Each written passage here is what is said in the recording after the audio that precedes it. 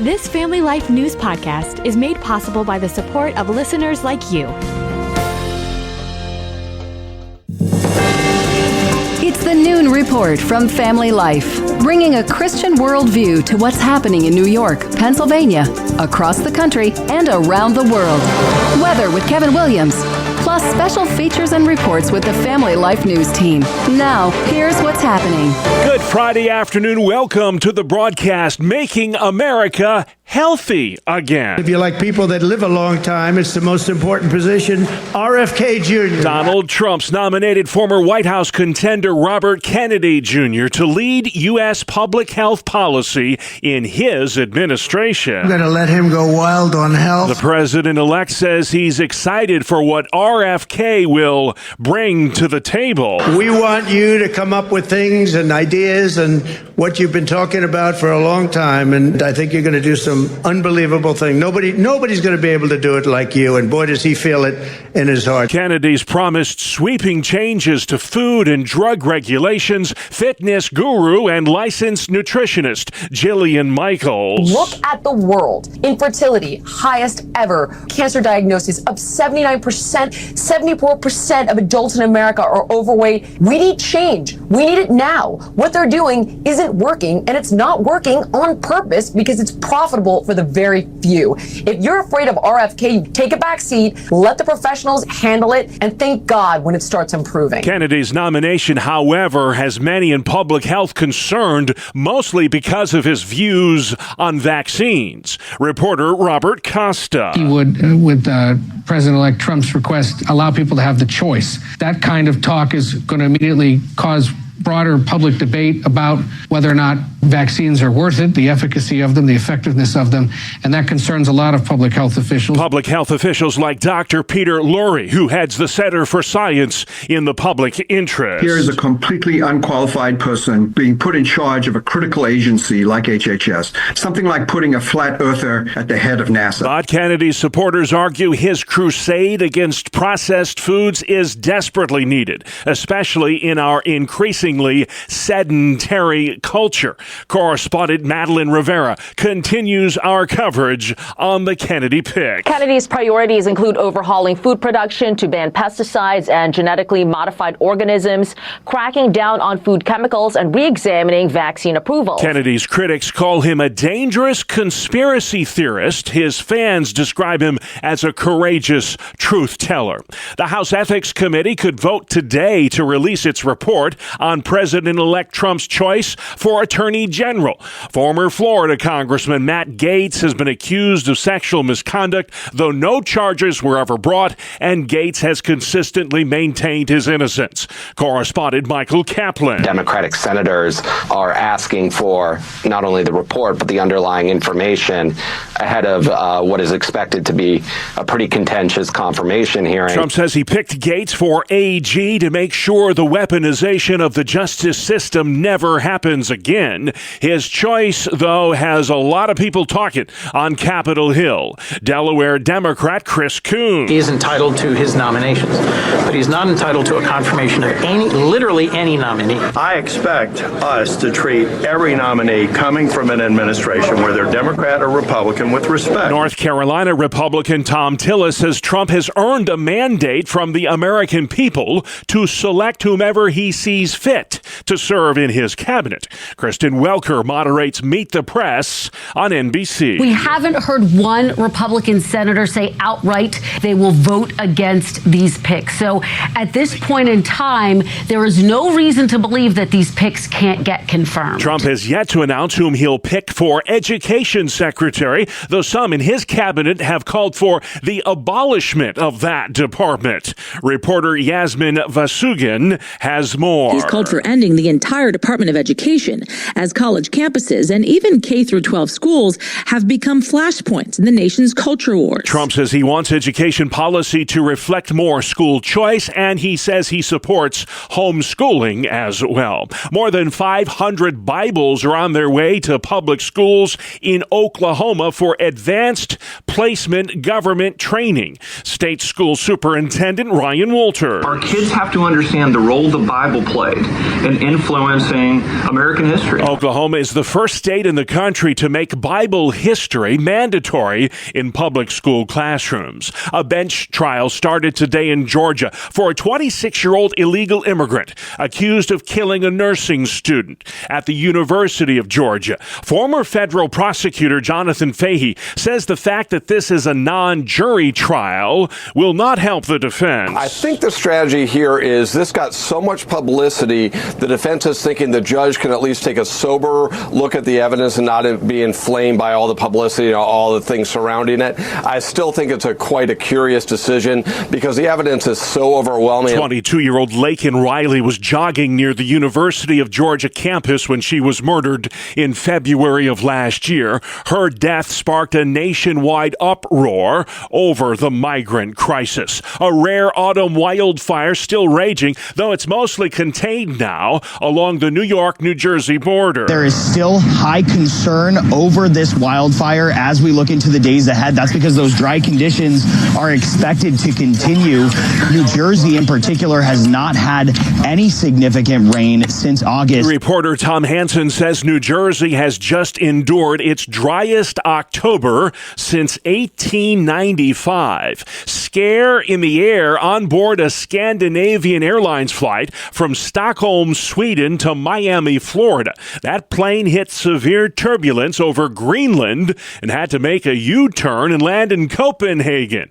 Photos show food and carry-on luggage strewn all across the aisles of that aircraft. Amazingly, nobody was seriously hurt. After Hurricane Milton damaged their stadium, Major League Baseball's Tampa Bay Rays have just announced they'll be playing their home games somewhere else next season. The Rays will play their home games at the New York Yankees spring training home in Tampa. The team says it's the best prepared park to handle Major League ball games over a full season.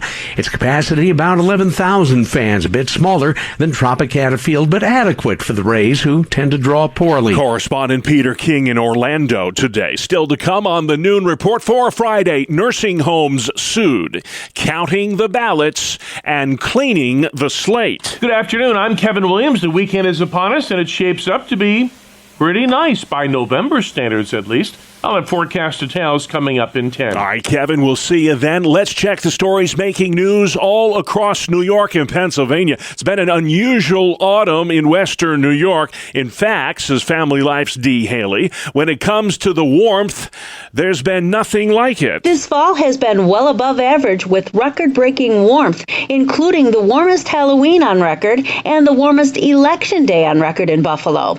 According to WGRZ-TV, Buffalo is getting close to setting a new record for the latest first snowflake. The current record is November 22nd, set in 1946 and again in 1985. The average first snowflake in Buffalo usually falls around October 24th. The average first measurable snow is November 8th, and the average first inch or more of snow is November 18th in Buffalo.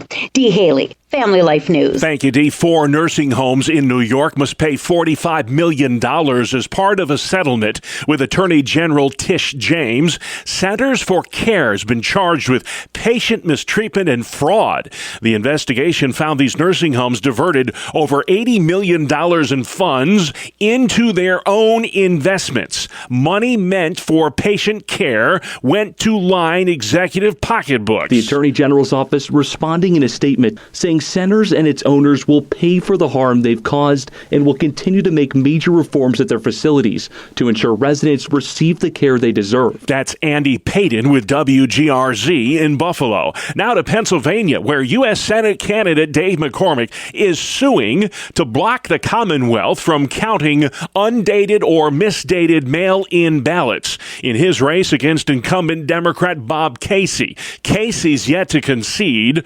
RNC Chair Michael Michael Watley. We have several counties that are saying that they're going to count ballots that should not be counted. The Pennsylvania Supreme Court and the Third Circuit Court of Appeals have both said that you may not count undated ballots. You may not count ballots that are dated after Election Day. We've seen Bucks County and a couple others looking at it, saying that they are going to go ahead and count those ballots. That is a violation of the law. We're going to be very aggressive making sure that those ballots are not counted. Because this race is so close, it will be decided by a recount, which will cost Pennsylvania taxpayers about $1 million. A 32-mile stretch of highway in New York's southern tier from Waverly to Endicott used to be called State Route 17.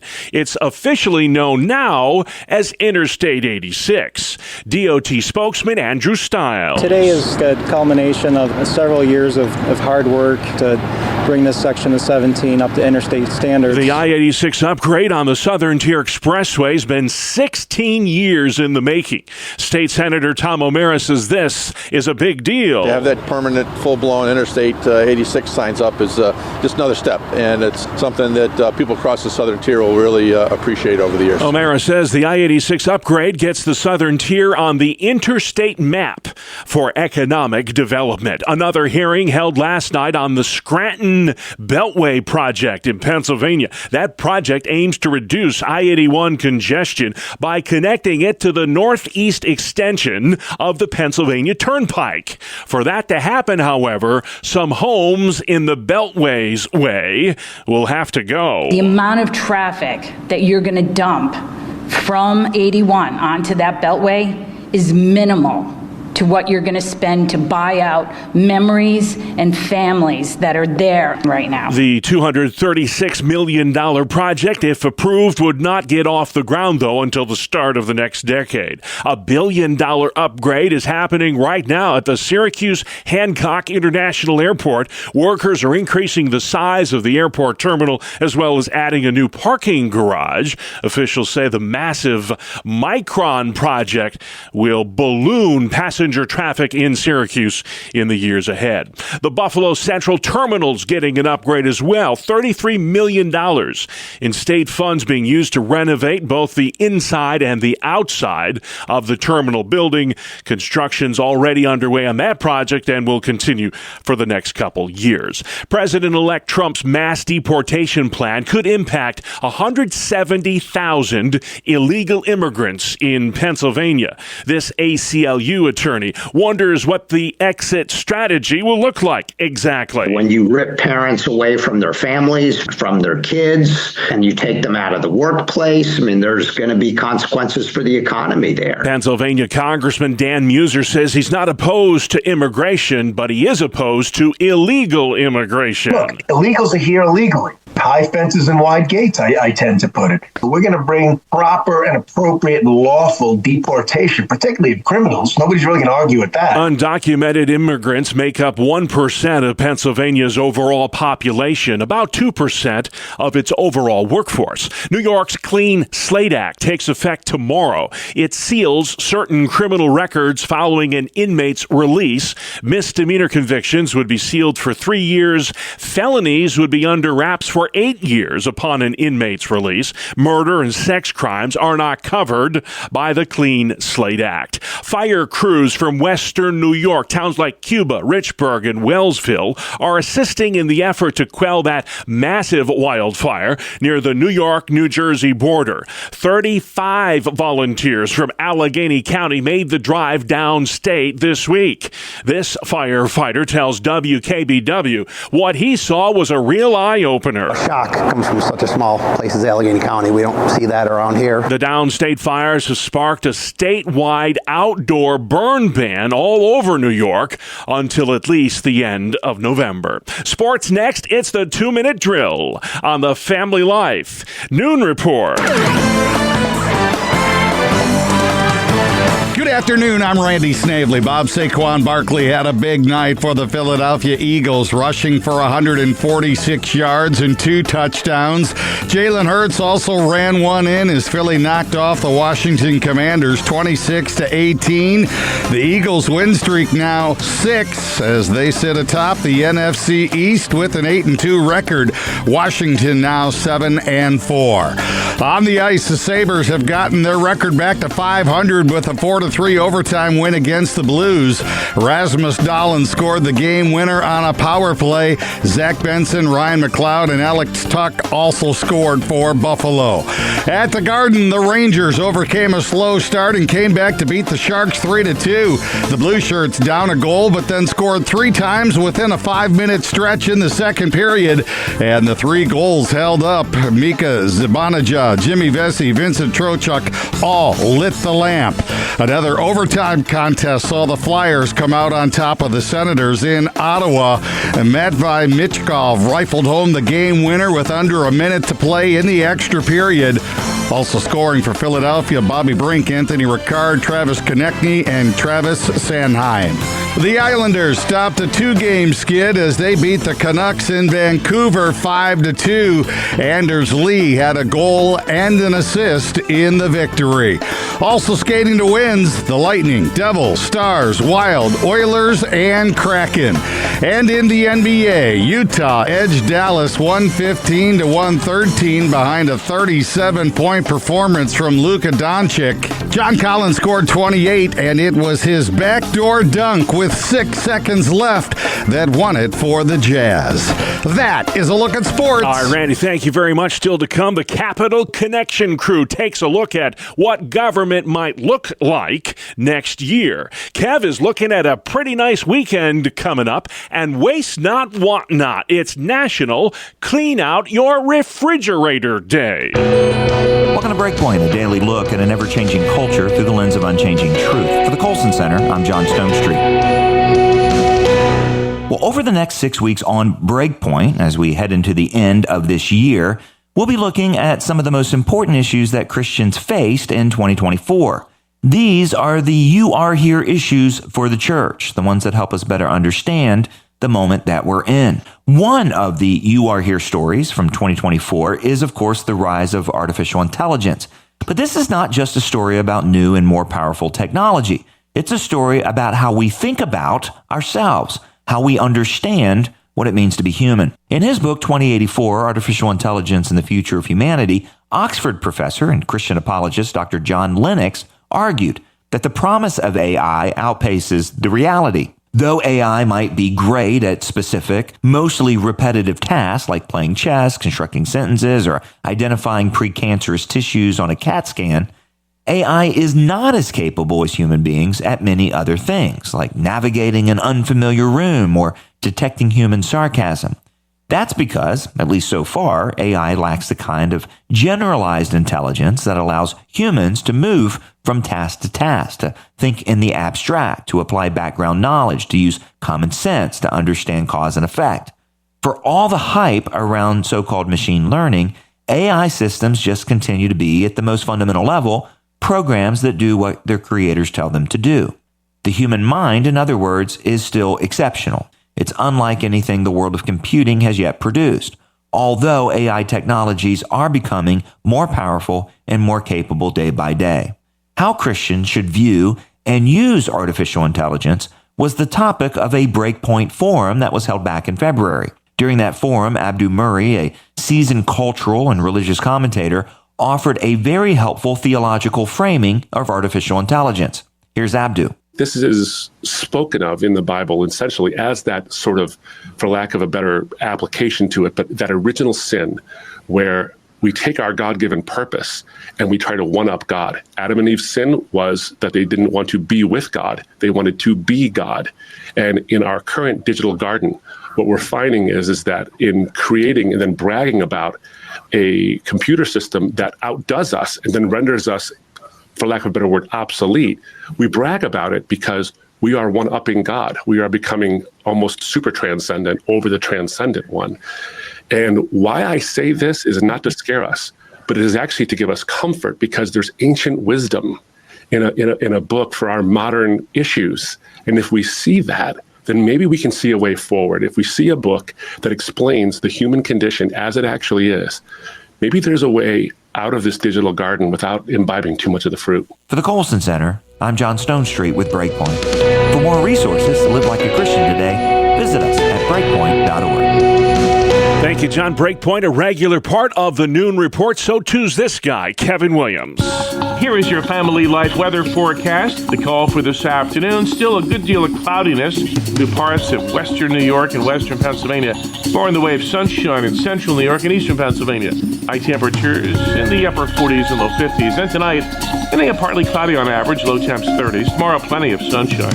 High temperatures in the low 50s and sunshine on Sunday with a high temperature in the 50s.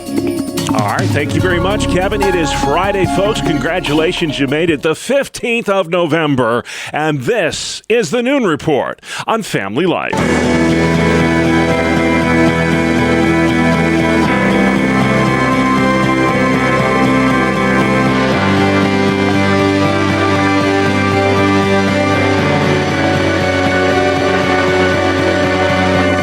Welcome back to another edition of Capital Connection. Fridays during the Noon Report, we give you direct connection to what's happening in Albany and Harrisburg with the experts on the issues at the state capitals. They are this week Dan Barkowiak at the Pennsylvania Family Institute and Jason McGuire with New York Families. So the question of the day is, guys, what kind of government will we get in Albany and Harrisburg as a result of last week's election? Jason, I want to start with you. Does Republican big wins on the national stage force the governor of New York and the state legislature to move more to the middle? What say you? I think we're going to have a lot of the same in Albany. I think you'll see a lot more of the status quo at the state capitol. Numbers didn't change a great deal. But I think the tone may change a little bit. There may be a shift because of what happened at the federal level. And there is a reddening of New York, at least maybe a little lighter blue. And that may cause the Democratic supermajorities to rethink some of their policy priorities as they look towards the midterms coming quickly in 2026. Yeah, it's already campaign season, Dan, for 2026. How do things move in Harrisburg as a result of the election? I know very little change as far as the makeup of the Senate and the House. In fact, it's the same way it was as before the election. But is this going to force maybe some House Democrats and maybe some Senate Republicans to move more to the middle on hot-button issues? Yeah, you're exactly right. Particularly in the House, there wasn't one seat that flipped, despite the red wave, so to speak, on statewide races. And really, ultimately, I think it underscores, one vote can really make a difference when it comes on a particular policy. So the more that you can connect with your lawmakers, we always say that throughout the years, but it's all the more important when it comes to such a slim margin. Yeah, definitely. Folks can't stop talking about Prop 1. That was the big statewide issue in New York. How and where will we see the most immediate impact of Prop 1 in our daily lives? Everybody's asking if we're going to see pastors being attacked, churches being attacked under Prop 1. I don't think you're going to see that conflict come very early. I think people, activists on the other side, will be patient on that. They will probably look to private faith-based schools, other institutions, test how the courts are going to rule on this new amendment, and then perhaps years down the road, you'll see greater infringements on those liberties in other areas. Congresswoman Tenney made news this week. She said that Prop 1 means boys can play girls' sports even if they're not transitioning. Is that true? Well, there is discussion regarding that, and we think that, again, the courts are going to have to interpret how that will look. But remember that there's already guidance out there on this issue, and the regents are looking to soon vote on that very decision, and I think they've been waiting for Prop 1's passage so they can use that as a prop or as a crush as to why they're making the move they are. Yeah. A lot of folks are bemoaning the fact that Republicans seem to not be able to win much on the abortion issue ever since the overturn of Roe. Dan, but they did in Pennsylvania's 10th congressional district because the Democratic challenger there, Janelle Stelson, made the abortion issue her campaign issue, and she was defeated by conservative Scott Perry. Explain how that race kind of exemplified the issue that, for Republicans at least, being pro-life can be a winning issue at the ballot box. Oh, you're exactly right. I think when you look at that congressional race, Janelle Stelson, I live in that district. district, and you couldn't go with a commercial without hearing the abortion issue. And really, it showed the extreme. We saw it nationally with seeing so many advertisements pointing at the abortion issue and seeing that it wasn't a winning issue. Yes, it was a close race in that congressional, but I think the extreme policy that they were pushing, it showed that that's not a winning issue. And ultimately, I hope with voters, we were able to kind of discuss what abortion is in Pennsylvania. I think many don't still understand that we allow it through 6 months in pregnancy. That is something that should not continue here in Pennsylvania when babies can survive at that time, and yet hundreds of babies, there's 500 abortions happened after 20 weeks in pregnancy. So I think some of those conversations hopefully have been healthy when it comes to making some improvements here in Pennsylvania. But we certainly saw kind of that extreme push for abortion is not a winning issue here in Pennsylvania and really nationally. Yeah, there was some concern that Christians may sit on their hands and not participate in this election. I know Barna did a study right before the election saying as many as 30, maybe 40 million evangelicals may not vote. You guys, both of you, were very involved in Christians Engaged, getting Christians to pray, getting Christians to vote, and getting Christians to engage in the 2024 election. How did that bear fruit, in your opinion, Jason? Well, I think the proof is in the results. And, we saw some victories for candidates that identify with a lot of the issues that both Pennsylvania Family Institute and our organization focus on at the federal level. So that was encouraging. I think exit polling is showing that there was about a 5% bump in evangelical turnout. So I think that does help. Look, victory has many authors. I know there are a lot of people that were working on this issue, but I'd like to think that we had a part of that process in helping turn out voters that are values-based, faith-based, and helping to make sure that the right candidates got elected. Yeah, how about you, Dan? Were you satisfied with the results as a result of your involvement with this organization, Christians Engaged? Yeah, well, one main thing I'd say to listeners that used our voters guide is just a big thank you. And kudos to our team with Kurt Weaver, who heads our Church Ambassador Network. They did a dozen prayer events, Pray for PA events. We had 1,000 churches that partnered with us to use our election toolkit. And that guide helped to get that conversation started. So again, just a huge thank you to anyone that helped in that process. We had thousands of folks doing that, and it really did help make a difference. Yeah, amen. Well, hey, as Team Trump takes shape, Jason, New York is playing a big role in building the new cabinet. GOP conference chair, New York Congresswoman Elise Stefanik tapped to serve as the UN ambassador. Former Congressman Lee Zeldin tapped to serve as EPA administrator. In particular, the Stefanik pick. There's going to have to be a special election now to fill that seat. Explain how that process will play out, Jason. Yeah, there will be a special election to fill that seat. Remember that Representative Stefanik really took over the seat from what had previously been a Democrat seat that's looking very red now. So it is anticipated that a Republican will easily win that seat when the time comes. That time frame will probably be around next April when there will be a special election. The governor will call that special election. Republican, conservative, Democrat, working family party chairs from that region will pick their respective candidates. It will not be a primary, and then it's off to the races for a special election. Yeah. Do you like Stefanik in that role and Zeldin in the role of EPA administrator? I do. I think they're smart picks. Of course, Ms. Stefanik really came to prominence most recently attacking the anti-Semitism on college campuses, and this will now give her opportunity to deal with anti-Semitism at the United Nations. So I think she is a strong pick for that. And then looking at Mr. Zeldin, I think it's really looking at leadership capabilities. He is from Long Island, where environmental issues are huge in that region of the state. So I think he'll be a good pick for that role as well. Yeah, and a lot of folks don't give him enough credit for helping flip the House red. Although he failed to win that gubernatorial race, there was a coattails effect there with Mr. Zeldin, especially downstate a couple years ago. And then, hey, Dan, it may be Friday on Capital Connection, but it's Sunday in Pennsylvania. We're talking Dave Sunday, the winner of the state attorney general's race. You guys are real high on this guy. Why is his victory a win for Christians in the Commonwealth? I'm certainly excited for Pennsylvania's next attorney general.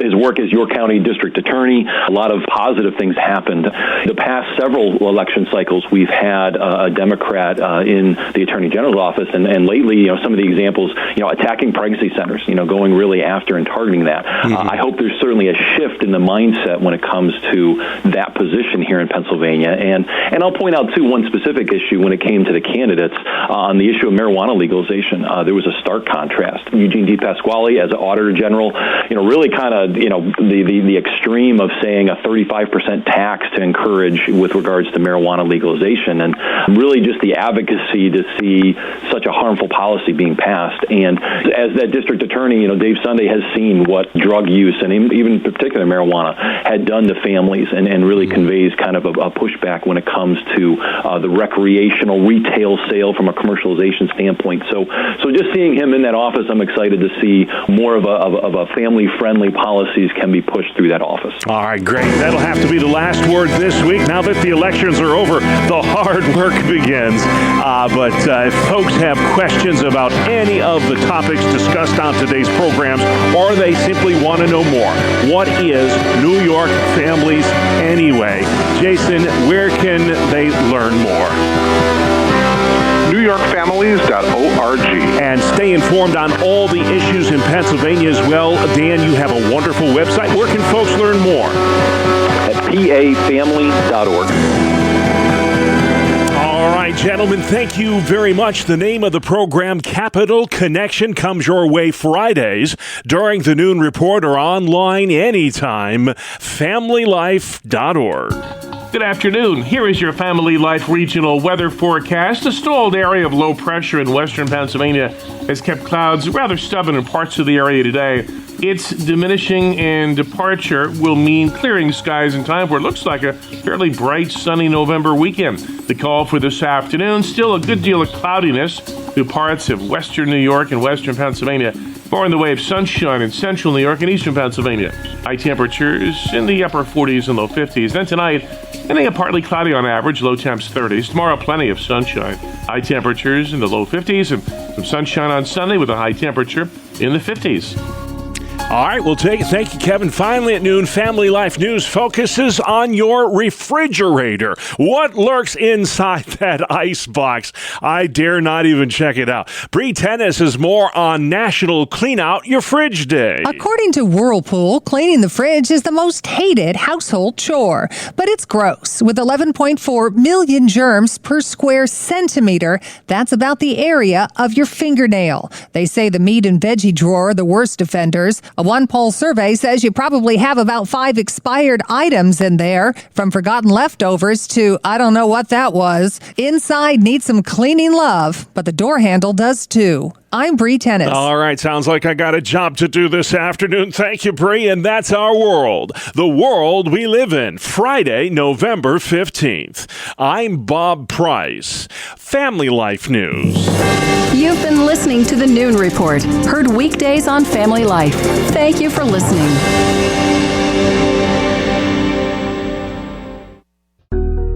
Thank you for listening to this Family Life News podcast. If you've been encouraged by what you've heard, please share it with others and click the subscribe button to automatically receive future episodes. Family Life is a listener-supported ministry. Podcasts like this are made possible by your financial partnership. Find out more at familylife.org.